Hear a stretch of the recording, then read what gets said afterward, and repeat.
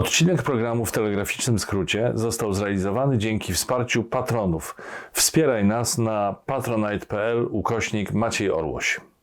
Mamy nową miarę kłamstw. To skala Ławrowa. Można też mówić o skali łajdactwa Putina oraz skali zakłamania i tchórzostwa Łukaszenki. Rosyjski oligarcha stracił jacht za ponad $0,5 miliarda euro. Rosja przegrywa wojnę w Ukrainie. Wiedzą to już chyba wszyscy, łącznie z Putinem. Putin nie jest chory psychicznie, on jest po prostu zły. Kto tak twierdzi i dlaczego? O tym już za chwilę. Niedziela, 13 marca.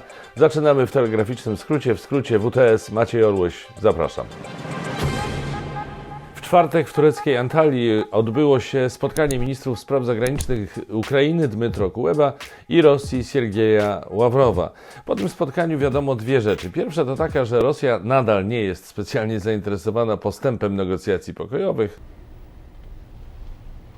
Why are you the way that you are? Panowie się nie nagadali, bo całe spotkanie trwało tylko około 1,5 godziny. Postulaty strony ukraińskiej to natychmiastowe zawieszenie broni, poprawa sytuacji humanitarnej w Mariupolu, Charkowie, Sumach, Wołnowasze i innych miastach oraz wycofanie rosyjskich wojsk z terytorium Ukrainy. Jak przekazał jednak mediom Kuleba tuż po spotkaniu, nie udało się niczego ustalić. Podnieśliśmy temat 24-godzinnego przerwania ognia, by rozwiązać najbardziej naglące potrzeby humanitarne. Nie poczyniliśmy postępów w tym obszarze. Ja zrobiłem wszystko, co było w mojej mocy, by znaleźć jakieś rozwiązanie dyplomatyczne tej tragedii humanitarnej, przekazał Dmytro Kuleba. Drugą sprawą jest to, że prawdopodobnie powstała właśnie nowa jednostka miary kłamstwa. Nieoficjalnie mówi się, że Unia Europejska zamierza nawet wprowadzić tę nową jednostkę jako obowiązującą w krajach wspólnoty i mierzyć oficjalnie kłamstwo w skali Ławrowa. Nice. To bowiem, co wygadywał szef rosyjskiego MSZ Siergiej Ławrow po wyjściu ze spotkania, to poziom kłamstwa i bezczelności niemierzalny w dotychczasowo przyjętych normach. Z poważną miną, prosto do kamer, stwierdził, że rosyjscy wojskowi podejmują starania, aby ułatwić życie cywili na terenie Ukrainy.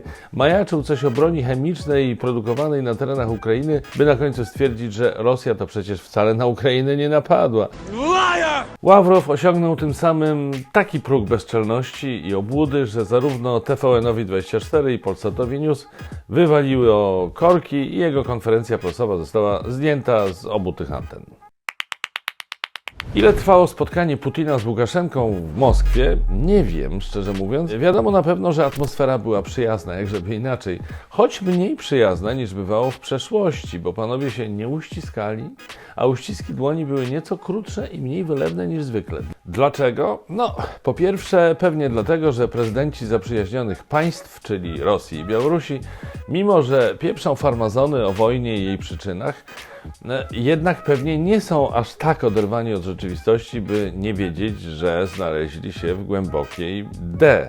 To znaczy Rosja już, a Białoruś już prawie, bo jeszcze niby nie przystąpiła do wojny, operacji pokojowej, wyzwolicielskiej operacji, czy jak tam oni to nazywają, ale mówi się o tym, że Białoruś lada moment zaatakuje Ukrainę. Zresztą być może, kiedy oglądacie ten WTS, to już się stało, bo nagrywam ten program w sobotę, 12 marca wieczorem. A po drugie, to wie, może Łukaszenka wcale nie pali się do dołączenia do działań Rosji w Ukrainie, bo widzi, że Putinowi słabo idzie w tej wojnie, są straty, giną żołnierze, a pamiętacie, jak w 2020 roku po sfałszowanych wyborach prezydenckich Białorusini masowo wyszli na ulicę i protesty trwały bardzo długo.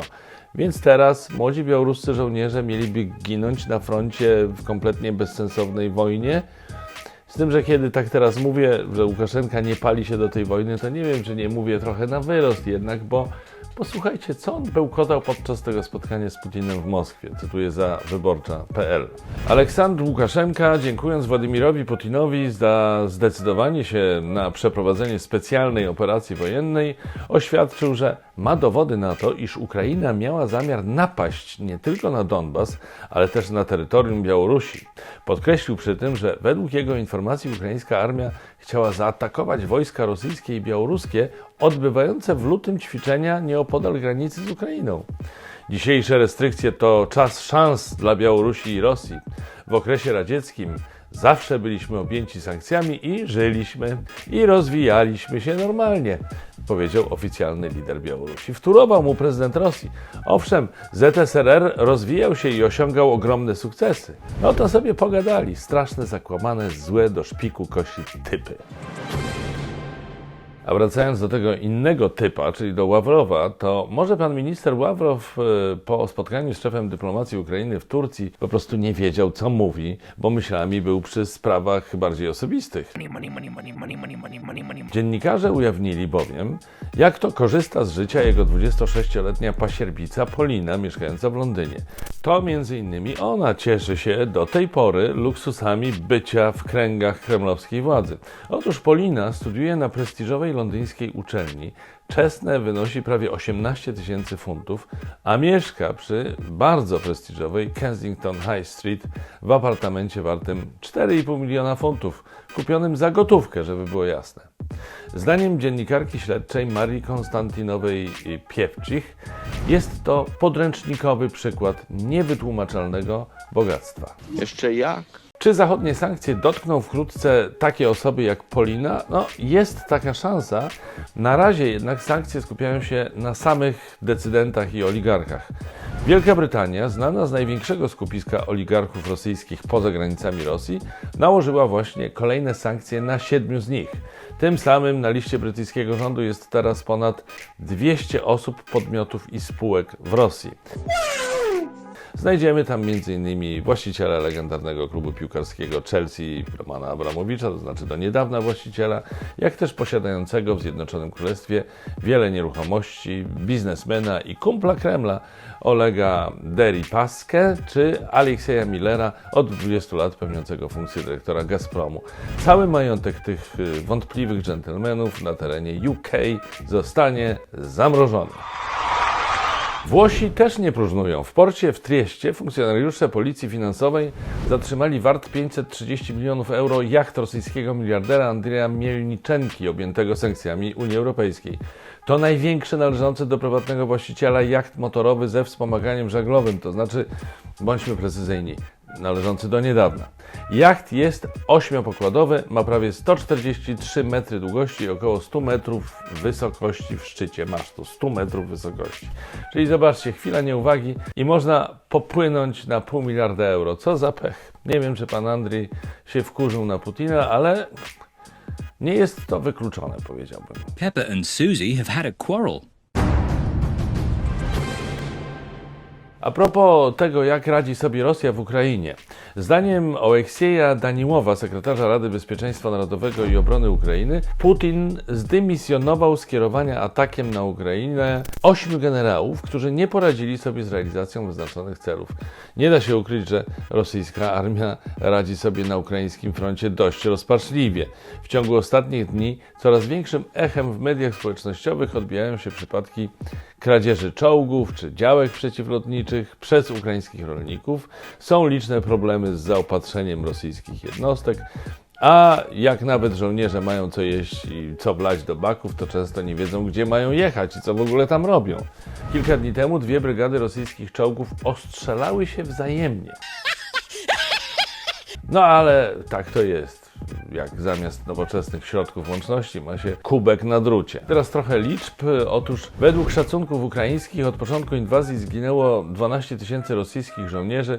Wojska rosyjskie straciły 335 czołgów, 1105 bojowych pojazdów opancerzonych, 123 systemy artyleryjskie, 56 wieloprowadnicowych wyrzutni rakietowych, 29 systemów obrony przeciwlotniczej, 49 samolotów, 81 śmigłowców, 526 pojazdów kołowych, 3 jednostki pływające, 60 cystern oraz 7 bezzałogowców. Oczywiście nie należy lekceważyć wojsk rosyjskich, a wręcz przeciwnie, jednak oby tak dalej Rosjanie, oby tak dalej. A jechać proponuję na północ, przez Białoruś po Moskwę. Są doniesienia, że Putin nie jest zadowolony, mówiąc bardzo delikatnie. Jak wynika z informacji ukraińskiego wywiadu, rosyjskie władze są świadome strat, jakie ponoszą w Ukrainie i nie chcą kontynuować inwazji. Kontynuowania wojny chcą jednak Władimir Putin i Siergiej Szojgu, minister obrony Federacji Rosyjskiej. O nie! Jesteśmy zgubieni. No, trudno się dziwić, że Putin chce kontynuacji, bo co? miałby wycofać wojska do Rosji i tym samym przyznać się do porażki, czyli nie dość, że oburzenie świata, nie dość, że sankcje, nie dość, że straty w Ukrainie, to jeszcze kompromitacja. Może w dodatku miałby przeprosić za inwazję, za ofiary, za straty, a jeszcze czego. Więc pewnie miota się jak tygrys w klatce i chodzi, no dobra, użyjmy teraz tego właściwego słowa, na wszystkich, a zwłaszcza, o czym pisze brytyjski The Times, na FSB, czyli Federalną Służbę Bezpieczeństwa, następczynię KGB. Dlaczego jest na FSB A dlatego, że ich raporty były złe, a poza tym biednego Putina okłamywali. Jak mówi Andrzej Sołdatow, rosyjski dziennikarz, współzałożyciel i redaktor portalu Agentura, który od ponad 20 lat monitoruje rosyjskie służby specjalne, FSB to nie jest kompetentna organizacja. Raporty, które sporządzili w okresie poprzedzającym inwazję, nie były dokładne. Nie możemy wykluczyć, że dane wywiadowcze zebrane na miejscu były w rzeczywistości bardzo dobre. Problem polega na tym, że dla przełożonych zbyt ryzykowne jest mówienie Putinowi tego, czego nie chce usłyszeć, więc dostosowują swoje informacje. To dopasowywanie odbywa się prawdopodobnie gdzieś pomiędzy stopniem pułkownika a generała w FSB. No tak, to jest taki mechanizm. Jedno wielkie okłamywanie wszystkich przez wszystkich. Putin został przez FSB niedoinformowany, bo się bali, że prawda go wkurzy, a teraz, gdy poznał prawdę, jest wkurzony i na nich, że go okłamali, i na siebie, że się dało kłamać. Nie no, co ja mówię? Putin wkurzony na siebie. To, żeś Orłoś wymyślił, naprawdę. No, żeż mać. Szanowni Państwo, moi drodzy, wszystko wskazuje na to, że Putin wojnę już przegrał na wielu płaszczyznach. Jego armia jest kompromitującym się gigantem na glinianych nogach, a on sam jest podstarzałym luzerem, zdecydowanie bez przyszłości. I wszystko jasne. W tym duchu wypowiedział się zresztą rosyjski pilot wzięty przez Ukraińców do niewoli. Uważam, że tę wojnę już przegraliśmy. Podczas wykonywania bojowego zadania zrozumiałem, że celem nie są wojskowe obiekty przeciwnika, tylko domy mieszkalne i cywile, ale zbrodniczy rozkaz wypełniłem. Po bombardowaniu zostałem strącony przez obronę przeciwlotniczą Ukrainy i wzięty do niewoli przez Gwardię Narodową Ukrainy. Podpułkownik Maksim Krzysztof zaapelował do rosyjskich żołnierzy o to, by nie wypełniali rozkazów dowódców i nie prowadzili wojny oraz by przestali bombardować miasta ukraińskie. W czwartek przyleciała do Polski wiceprezydent USA Kamala Harris. Miał to być wyraz poparcia i potwierdzenia zobowiązań Stanów Zjednoczonych wobec NATO i zapewnienia bezpieczeństwa Polsce oraz innym członkom sojuszu. Nasz wielki brat nie tylko klepie nas przyjaźnie po plecach, ale także chce usilnie pokazać, tak, stoimy przy was i w razie czego was obronimy. Trzeba jednak przyznać, że poza symbolicznym znaczeniem wizyty przyszły już jakieś konkrety. Podczas konferencji prasowej z prezydentem Andrzejem Dudą wiceprezydent USA zadeklarowała przekazanie $50 miliardów na pomoc humanitarną dla Ukraińców oraz zarzekała się, że USA są przygotowane do tego, aby bronić każdego centymetra terytorium NATO. Niejako na potwierdzenie tej drugiej obietnicy poinformowała, że Stany Zjednoczone dostarczyły do Polski 2 baterie systemu Patriot. Trzeba przyznać, że Amerykanie jak na razie bardzo wyraźnie kreślą granice. Swojego rodzaju dodatkiem było tu powołanie grupy śledczej przy Departamencie Sprawiedliwości USA, która ma niby podjąć kroki dotyczące przestępczych działań rosyjskich instytucji i obywateli. Your Mac friend, Brent Rambo. Pozostaje nam przyjąć, że nie będą to jedynie kroki po korytarzach Kongresu, choć trudno mi uwierzyć w to, że ktokolwiek z rosyjskiej wierchuszki zostanie kiedykolwiek pociągnięty do odpowiedzialności karnej za ewidentne zbrodnie na narodzie ukraińskim. Podczas konferencji prasowej prezydenta Dudy i prezydent Harris zdarzył się jakiś dziwny incydent z wyrażeniem "friend in need is a friend indeed". Coś tam poszło chyba nie tak. Pani prezydent szczerze się roześmiała, ale równie szczerze powiem wam, że nie rozumiem, o co chodziło. No ale może głośniki w moim laptopie są za słabe, nie wiem. Friend in need is a friend indeed.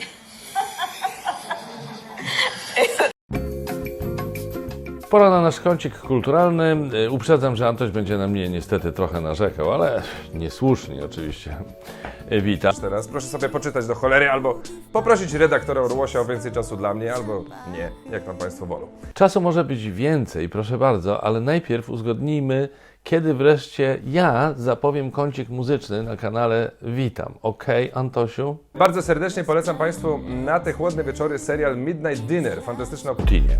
Putin nie jest chory psychicznie, on jest po prostu zły. Tak twierdzi Roman Keczur, prezydent Ukraińskiej Konfederacji Psychoterapeutów w wywiadzie, który znalazłem w Onecie i który Wam polecam, bo Roman Keczur mówi tam sporo ciekawych rzeczy. Mam dla Was kilka cytatów z tego wywiadu właśnie.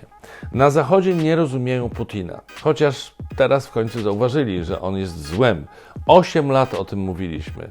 Obydwaj nasi prezydenci, wszyscy nasi ministrowie, cała nasza klasa polityczna informowała ludzi Zachodu, że Putin to zło. A oni nam odpowiadali, że trzeba go zrozumieć, jego traumy, postawić się na jego miejscu, zrozumieć kompleksy. Struktura jego przeżyć jest taka. Nikogo nie kocham, nikomu nie ufam, odczuwam zazdrość, strach i wściekłość, kiedy coś się nie udaje, a podniecenie, kiedy udaje mi się prześladować swoją ofiarę. Jedynym moim celem jest kontrolowanie innych. Ja manipuluję nimi, straszę ich, przekupuję, naciskam. Robię wszystko, żeby zmusić ich do takich zachowań, jakie są mi potrzebne. On chce kontrolować najbliższe otoczenie, kontrolować społeczeństwo, kontrolować cały świat. Do takich ludzi trzeba podchodzić w jak najmniej emocjonalny sposób. Nie trzeba starać się zrozumieć Putina, czy stawiać siebie na jego miejscu. To jest najgorsze, najbardziej bezsensowne działanie. Musimy mieć w poważaniu jego traumy z wczesnego dzieciństwa. Powinno być nam obojętne, co on tam sobie myśli, czy co mówi, jak spał, jak wygląda, na czym siedzi, czy jest chory, czy zdrowy. W ogóle to nie jest nasz problem.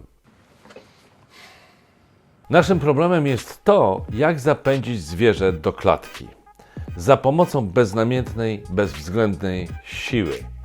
Powinniśmy dobrze zrozumieć, z kim mamy do czynienia. Oni nie zasługują nawet na naszą nienawiść, tylko na zimną pogardę i niezależną siłę. Powiem Wam, że jeszcze do niedawna sceptycznie myślałem o opiniach typu to początek końca Putina. Ale po tych ponad 2 tygodniach wojny jestem pewien, że to prawda i że ten koniec nie jest wcale taki odległy. To tym razem wszystko w WTS-ie. Pozdrawiam Was serdecznie. Do zobaczenia. Trzymajcie się. Cześć.